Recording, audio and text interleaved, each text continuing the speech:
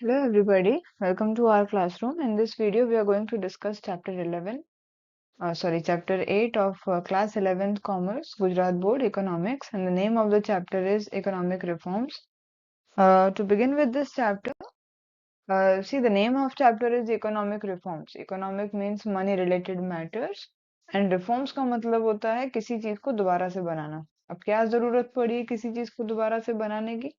Introduction में इन्होंने वही पार्ट बताया कि जब से इंडिया इंडिपेंडेंट हुआ 1947 से लेकर के 1990 तक इंडिया इकोनॉमिक ग्रोथ को अटेन नहीं कर पा रहा था और इसीलिए कुछ एक्सपर्ट्स को ये फील हुआ कि इंडिया में जो पॉलिसीज चल रही है उनको दोबारा से फ्रेम करने की जरूरत है। साथ ही इंडिया का जो फॉरेन एक्सचेंज था, इंडिया फॉरेन से बहुत ज्यादा पैसा बोरो करना चाहता था और जो इंस्टीट्यूशंस हमको पैसे दे रही थी उन इंस्टीट्यूशंस का ये शर्त था कि हमें अपने पॉलिसीज को रिफॉर्म करना पड़ेगा ताकि हमारे यहाँ पर ट्रेड का बढ़ावा हो सके। और इसलिए हमारे यहाँ पर कुछ नए रिफॉर्म्स लाए गए थे इन द ईयर 1991 में। एक और बात है यहाँ पर बैलेंस ऑफ ट्रेड का मतलब क्या होता है? बैलेंस ऑफ ट्रेड मतलब जितना आप इंपोर्ट कर रहे हैं उतना आप एक्सपोर्ट कर रहे हैं, जितना आप कंट्री में लेके आ रहे हैं उतना ही आप कंट्री से बाहर भेज रहे हैं ट्रेड के मामले में। वो बैलेंस हमारे कंट्री में नहीं था, उस बैलेंस को लाना जरूरी था। इन सबको लाने के पीछे कुछ ऑब्जेक्टिव्स थे। सबसे पहला ऑब्जेक्टिव क्या था कि हम फॉरेन इन्वेस्टमेंट को और प्राइवेट इन्वेस्टमेंट को बढ़ावा देना चाहते थे। दूसरा, हमारे यहाँ पर जो रिसोर्सेज थे उन सबका सही से हम यूज कर सकें, सही जगह पर यूज कर सकें, वो हम चाहते थे। तीसरा, हमारा जो कंट्री है या हमारा जो गवर्नमेंट है उसके खर्चे कम हो जाएं और वो कुछ चीजें जो उसके हाथ में थी यानी जो पब्लिक सेक्टर के हाथ में थी वो उसने प्राइवेट सेक्टर के हाथ में दे दी। एग्जाम्पल है रोड्स का। रोड्स बनाना पहले पब्लिक सेक्टर के हाथ में था, आज वो थोड़ा बहुत प्राइवेट के हाथ में है। डोमेस्टिक इनकम को बढ़ाना, एम्प्लॉयमेंट बढ़ाना, एक्सपोर्ट इनकम बढ़ाना, ये सब हमारा ऑब्जेक्टिव था। इंडियन इकोनॉमी की कॉम्पिटिटिवनेस बढ़े, ये हम चाहते थे। और फाइनली लॉन्ग रन में हम चाहते थे इंडिया इकोनॉमिक ग्रोथ को अटेन करे और डेवलप करे। इसीलिए 1991 में तीन पॉलिसीज हम लोग लाए थे, लिबरलाइजेशन, प्राइवेटाइजेशन और ग्लोबलाइजेशन। इनको हम शॉर्ट में कहते हैं एलपीजी। मूविंग ऑन, लिबरलाइजेशन का मीनिंग अगर हम सिंपली पढ़ें तो लिबरलाइजेशन का मीनिंग होता है सारे के सारे जो आपने रेस्ट्रिक्शंस लगाए हैं ट्रेड के ऊपर, जो बैरियर्स आपने खड़े कर दिए हैं, उन बैरियर्स को थोड़ा सा ढील दे दो, थोड़ी छूट छाट दे दो बिजनेस में। इसको हम यहाँ पर बोलेंगे लिबरलाइजेशन। लिबरलाइजेशन के अंदर चार बातें आती हैं। सबसे पहला कि जो गवर्नमेंट हम पे कंट्रोल कर रही थी इकोनॉमिक फंक्शनिंग में उसको थोड़ा थोड़ा कम कर दो, ग्रेजुअली डिक्लाइन करो, धीरे धीरे कम करो, एकदम से हटा मत दो। दूसरा है कि मार्केट फोर्सेस जो हैं हमारे, डिमांड और सप्लाई को हम बढ़ाएं मार्केट के अंदर। तीसरा है प्राइवेट सेक्टर को धीरे धीरे आप अलाउ करें कि वो भी आए और उन एरियाज में भी आए जो पहले सरकार के हाथ में थे।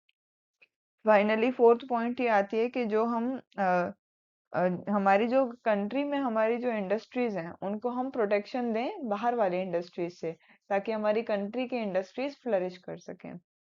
हमारे इंडिया में लिबरलाइजेशन तुरंत नहीं लाया गया था, उसको धीरे धीरे ग्रेजुअल प्रोसेस से लाया गया और उसके कुछ स्टेप्स थे। सबसे पहला स्टेप था एमआरटीपी एक्ट को उन्होंने रिप्लेस कर दिया कंपटीशन एक्ट से। एमआरटीपी का फुल फॉर्म है आपका monopolies and restrictive trade practices act. वो पहले कब आया था? 1969 में। अब दूसरा एक एक्ट आ गया उसकी जगह पर, वो था कंपटीशन एक्ट जो आया था 2002 में। एमआरटीपी का काम क्या था? वो बिग और एस्टेब्लिशिंग मोनोपोलीज को बढ़ावा होने से रोकता था, जबकि कंपटीशन एक्ट का क्या उद्देश्य था? वो हेल्दी कंपटीशन रखना चाहता था हमारे कंट्री में। फिर आता है दूसरा, फेरा को उन्होंने रिप्लेस कर दिया फेमा से। आप इन दोनों की स्पेलिंग्स में देखोगे तो एक ही अंतर है, आर की जगह पर आ गया एम। आर का मीनिंग है रेगुलेटरी, एम का मीनिंग है मैनेजमेंट। तो पहले वो क्या करते थे, फेरा का फुल फॉर्म अगर हम समझें तो फॉरेन एक्सचेंज रेगुलेशन एक्ट है। फॉरेन एक्सचेंज को पहले वो मतलब रेगुलेट करते थे, कंट्रोल करते थे। अब वो फॉरेन एक्सचेंज को खाली क्या करते हैं? मैनेज करते हैं। फेरा कब आया था? 1973 में और फेमा आया आपका 1999 में। थर्ड पॉइंट जो उन्होंने लाया, बहुत सारे उन्होंने इंडस्ट्रियल पॉलिसी में भी चेंजेस लाए। कौन कौन से चेंजेस थे वो? फॉर एग्जांपल है, पहले बहुत से सेक्टर्स ऐसे थे गवर्नमेंट के हाथ में थे, सारे के सारे पब्लिक सेक्टर में थे। अब सिर्फ तीन सेक्टर रह गए हैं सरकार के हाथ में, बाकी सारे प्राइवेट सेक्टर में चले गए हैं। कौन से वो तीन सेक्टर्स हैं? आपका एटॉमिक एनर्जी है, फिर कुछ ऐसे मिनरल्स हैं जो एटॉमिक एनर्जी से रिलेटेड हैं, और तीसरा है आपकी रेलवेज। ये तीन सेक्टर्स अभी सरकार के हाथ में हैं। साथ में हम डिफेंस भी बोल सकते हैं। तो ये इतना आपके सरकार के हाथ में, बाकी सब चला गया है किसके हाथ में? प्राइवेट के हाथ में। फॉरेन एक्सचेंज, फॉरेन इन्वेस्टमेंट को भी उन्होंने थोड़ा उसके प्रोसीजर को भी फ्रेंडली बना दिया। आप अगर कोई इन्वेस्ट करना चाहते हैं कहीं पर, इजीली आप इन्वेस्ट कर सकते हैं, ऐसा सरकार ने सिस्टम बना दिया। इंडस्ट्रियल पॉलिसी में तो उन्होंने रिलैक्सेशन दिया ही दिया। उन्होंने एक्सपोर्ट इंपोर्ट रूल में भी रिलैक्सेशन दे दिया। फॉरेन एक्सचेंज को हम मार्केट रेट पे ही एक्सचेंज कर सकते थे। पहले क्या होता था? पहले ऑफिशियल रेट्स पे कन्वर्ट होता था। फॉर एग्जांपल आपको डॉलर कन्वर्ट करना है रुपए में, तो पहले सरकार जो रेट बोले वो होता था, लेकिन अब वो मार्केट रेट्स पे होने लगा। सब्सिडीज जो है वो सब उन्होंने धीरे धीरे कम कर दी। फिजिकल पॉलिसी चेंजेस वो लेकर के आए। फिजिकल का मतलब है पैसों के रिलेटेड, जो फॉरेन इन्वेस्टमेंट रिलेटेड पॉलिसीज। अब नेक्स्ट आता है आपका प्राइवेटाइजेशन। प्राइवेटाइजेशन का मतलब है जो पब्लिकली ओन्ड एंटरप्राइजेस थे, यानी कि जो सरकार के हाथ में एंटरप्राइजेस थे, अब उनकी ओनरशिप आप दे दीजिए किसको? प्राइवेट लोगों को। इसको हम बोल देंगे प्राइवेटाइजेशन। और इससे क्या हो रहा था? प्राइवेट सेक्टर की बढ़ोतरी हो रही थी, बढ़ रहा था प्राइवेटाइजेशन। इंडिया में पब्लिक सेक्टर एंटरप्राइजेस कौन ओन करता है? गवर्नमेंट ओन करती है। प्राइवेटाइजेशन का मतलब ये जो ओनरशिप है, ये जो पब्लिक यानी कि जो सरकार के हाथ में ओनरशिप है, वो उन्होंने दे दी किसको? प्राइवेट सेक्टर को। अब वो हो सकता है उन्होंने पार्शली दी हो या फुल्ली दी हो, पूरी की पूरी हो सकता है कि दे दी हो। प्राइवेटाइजेशन का भी प्रोसेस था। तीन प्रोसेसेस हैं प्राइवेटाइजेशन के। पहला है डिसइन्वेस्टमेंट। डिसइन्वेस्टमेंट मतलब कोई ऐसी कंपनी है जो जो पूरी सरकार की है, सरकार ने वो पूरी की पूरी बेच दी प्राइवेट को, पैसे अपने वापस ले लिए। दूसरा है कि नंबर ऑफ एरियाज उन्होंने कम कर दिए। जो पहले सिर्फ पब्लिक सेक्टर के थे, अब वो उन्होंने दे दिए प्राइवेट सेक्टर को। और तीसरा है पब्लिक प्राइवेट पार्टनरशिप, जिसमें सरकार भी है, प्राइवेट लोग भी हैं, ऐसी पार्टनरशिप उन्होंने एस्टेब्लिश कर दी। डिसइन्वेस्टमेंट का मीनिंग और प्रोसेस देखो। डिसइन्वेस्टमेंट का सिंपल मीनिंग है, देखो, इन्वेस्टमेंट का मतलब होता है किसी में पैसे डालना। डिसइन्वेस्टमेंट का मतलब होता है वही पैसे वापस निकाल लेना, सिंपली, ठीक है। नेक्स्टली अगर नेक्स्ट पेज पे अगर हम देखें डिसइन्वेस्टमेंट, तो समझ गए इसका प्रोसेस देखो क्या है। इसकी दो पॉइंट्स हैं। पहला पॉइंट ये है कि डिसइन्वेस्टमेंट आप पूरा का पूरा कर दीजिए, यानी कंप्लीट डिसइन्वेस्टमेंट कर दीजिए। दूसरा पॉइंट क्या है कि कुछ पार्ट आप अपने पास रखिए, बाकी का पार्ट आप सेल आउट कर दीजिए। उसको बोलेंगे अपने पार्शियल डिसइन्वेस्टमेंट। यहाँ पर सेकंड पॉइंट में लिखा भी है पार्शियल डिसइन्वेस्टमेंट। एग्जाम्पल है, मान लो 29% या 49% वो अपने पास अ, गिरवी रखते हैं, बाकी का वो दे देते हैं, सेल कर देते हैं। यहाँ पर एक और बात है जानने लायक कि मान लो 51% शेयर्स अगर हम प्राइवेट सेक्टर को देते हैं, तो इसको बोलते हैं माइनर डिसइन्वेस्टमेंट। और अगर मोर देन 51% आपने प्राइवेट सेक्टर को दे दिया, तो उसको बोलेंगे मेजर डिसइन्वेस्टमेंट। वेरी सिंपली, ठीक है। मूविंग ऑन, इसके कुछ सेक्टर्स हैं जो इसमें भी आए थे, मतलब डिसइन्वेस्टमेंट में भी आए थे। बैंकिंग, एजुकेशन, कम्युनिकेशन, ट्रांसपोर्टेशन, ये सब ओपन है अब प्राइवेट और फॉरेन इन्वेस्टमेंट के लिए, यानी सरकार इनमें से डिसइन्वेस्ट कर रही है। फिर आती है नेक्स्ट पॉइंट। कुछ ऐसे एरियाज हैं जैसे कि एटॉमिक एनर्जी है, सर्टेन मिनरल्स हैं जो एटॉमिक एनर्जी से रिलेटेड हैं, रेलवेज हैं, ये सब सिर्फ पब्लिक सेक्टर के लिए रिजर्व्ड हैं। इंडिपेंडेंस के बाद हमारे पब्लिक सेक्टर एंटरप्राइजेस में बहुत सारा राइज हुआ था, लेकिन 1991 के बाद राइज नहीं हुआ। 1951 मार्च 31 को 5 पब्लिक सेक्टर एंटरप्राइज थे जो हो गए 2233 इन 1990, इतने सारे बढ़ गए थे। और 217 हो गए 2010 में, और अराउंड 300 थे 2015 में। और ये जो आपका डिसइन्वेस्टमेंट है, ये अभी भी कंटिन्यू हो रहा है। ओल्ड एंटरप्राइजेस जो है धीरे धीरे न्यू एंटरप्राइजेस में बदले जा रहे हैं। मूविंग ऑन, नेक्स्ट आपका जो लास्ट है वो है ग्लोबलाइजेशन। लिबरलाइजेशन हो गया, प्राइवेटाइजेशन हो गया, फाइनली आ जाता है ग्लोबलाइजेशन। इसमें एक वर्ड है ग्लोबल, का मतलब क्या होता है? To setup your business worldwide, पूरे दुनिया तक आप अपने बिजनेस को पहुंचाइए, ये इसका उद्देश्य था। ग्लोबलाइजेशन जो है एक कंट्री को जोड़ना चाहता था पूरी दुनिया के साथ। कैसे? ट्रेड बढ़ा करके, अपने गुड्स एंड सर्विसेज को बाहर सेल करके, उनसे खरीद करके, फिजिकल और फाइनेंशियल कैपिटल का आदान प्रदान हो, एक दूसरे को पैसे दो और लो, ये सब करो। इंक्रीज करो आप टेक्नोलॉजी में, टेक्नोलॉजी बढ़ाओ और उसको एक्सचेंज भी करो सामने वाले कंट्री के साथ। बॉर्डर्स के बीच में इन्वेस्टमेंट को बढ़ावा देना, ये सब आपका ग्लोबलाइजेशन में आ रहा था। और ये धीरे धीरे वापस किया गया और उसके भी कुछ प्रोसेसेस यहाँ पर दिए हुए हैं। 1991 में इंटरनेशनल मॉनेटरी फंड जो है उसने कुछ ऐसे नेशंस को डिक्लेयर कर दिया कि वो बहुत ज्यादा इंडेटेड हैं, यानी कि कर्जे में डूबे हुए हैं, और इसीलिए उनको ग्लोबलाइज करने के लिए मजबूर कर दिया गया था। ये प्री कंडीशन थी कि अगर आपको लोन और चाहिए आईएमएफ से तो आपको अपने कंट्री के ट्रेड को ग्लोबल लेवल पे लेके जाना पड़ेगा। इंडिया उनमें से एक था, और इसीलिए इंडिया को भी आपकी डोमेस्टिक इंडस्ट्रीज को फॉरेन कंपटीशन से बचाना अब बंद करना था। यानी पहले क्या होता था, डोमेस्टिक इंडस्ट्रीज को अलाउड नहीं होता था कि वो बाहर बिजनेस करें, अब उनको अलाउ करना पड़ा। और इसलिए इंडिया ग्लोबलाइजिंग लेकर के आया, ज्यादा ट्रेड लेकर के आया, ज्यादा नेशंस के साथ उसका ट्रेड होने लगा। और कुछ ऐसे स्टेप्स हैं जो उन्होंने किए। इंपोर्ट एक्सपोर्ट लाइसेंसिंग पॉलिसी को उन्होंने सिंपल कर दिया और इजी कर दिया।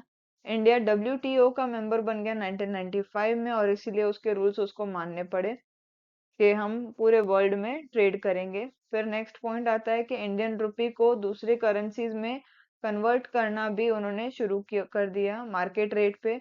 और धीरे धीरे उन्होंने ऑफिशियल रेट को लाना बंद कर दिया। जो सरकार रेट डिसाइड करती है उस पे नहीं कन्वर्ट करते, जो मार्केट में रेट प्रेवलेंट है उस पे वो कन्वर्ट करते हैं। और इसीलिए हमारा जो करेंसी का वैल्यू है ये ट्रेड से पता चलता है हमको।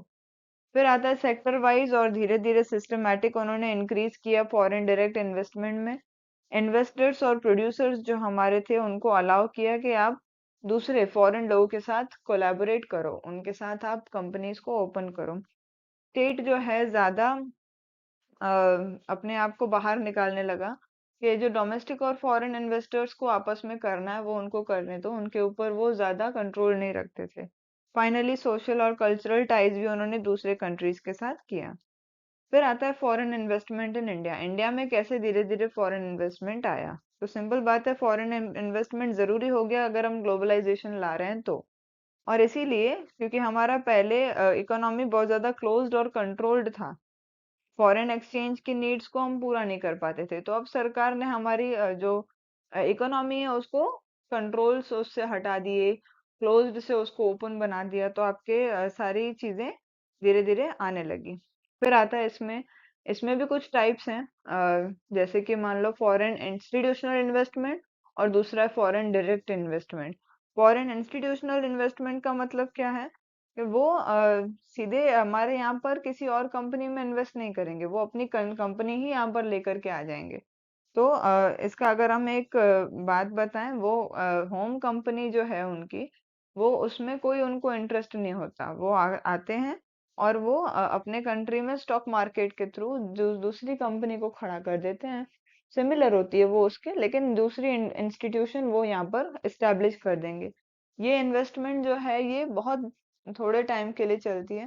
अगर मान लो होम कंट्री के आपने शेयर्स खरीद लिए हैं तो बहुत कम टाइम के लिए फॉरेन कंपनीज आपके यहाँ पर रहेंगे, और अगर बल्क में लिए हैं शेयर्स तो फिर ज्यादा लंबे समय के लिए चलेगा। फिर आता है फॉरेन डायरेक्ट इन्वेस्टमेंट। इसका मतलब क्या हुआ, वो इंडिया की कंपनीज को अलाउ करते हैं कि हम आपको पैसे दे रहे हैं, आप बिजनेस को अपने एक्सपांड करिए।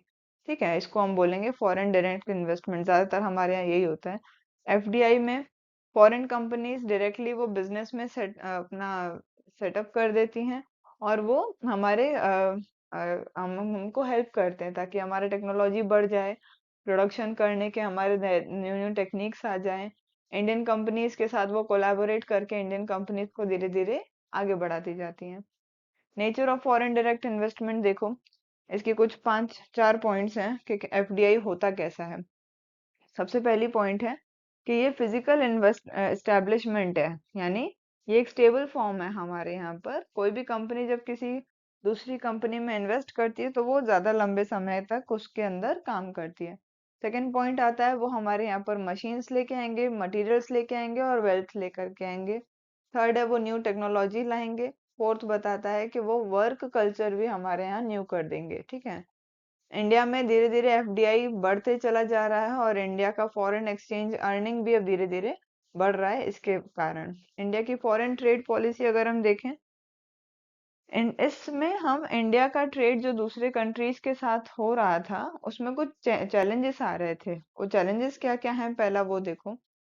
सबसे पहला है कि हमको कुछ इम्पोर्ट्स ऐसे हैं जिनको कंट्रोल करने की जरूरत थी। फॉर एग्जाम्पल इंडिया सक्षम है, अगर उसके पास कॉटन है तो वो खुद का क्लोथ बना सकता है।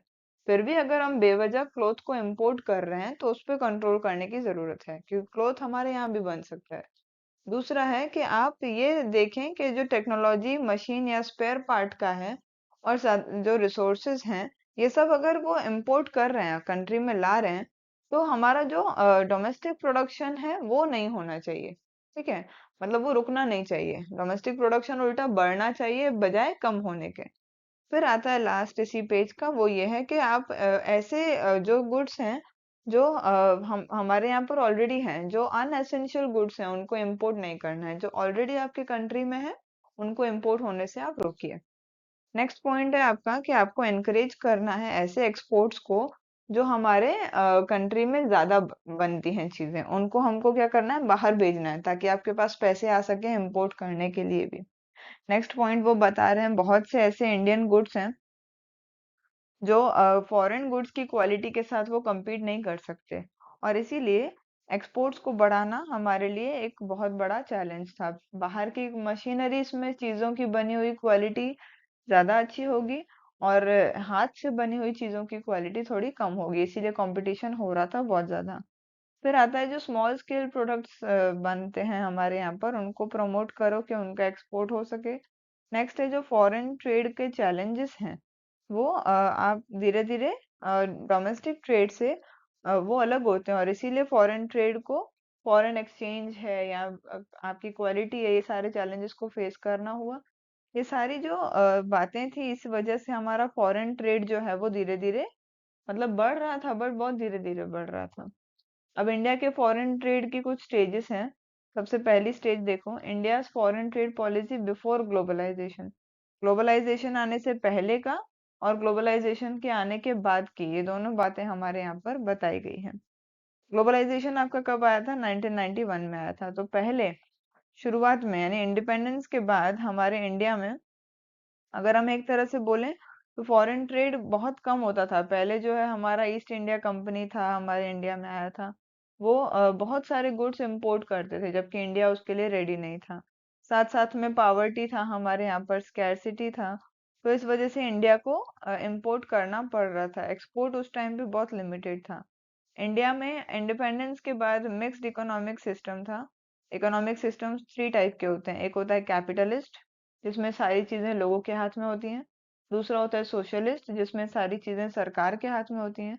और तीसरा होता है मिक्स्ड, जिसमें दोनों होते हैं, यानी कि प्राइवेट भी होता है, पब्लिक भी होता है। इंडिया में वो है, इंडिया में हमारे मिक्स्ड वाला चलता है।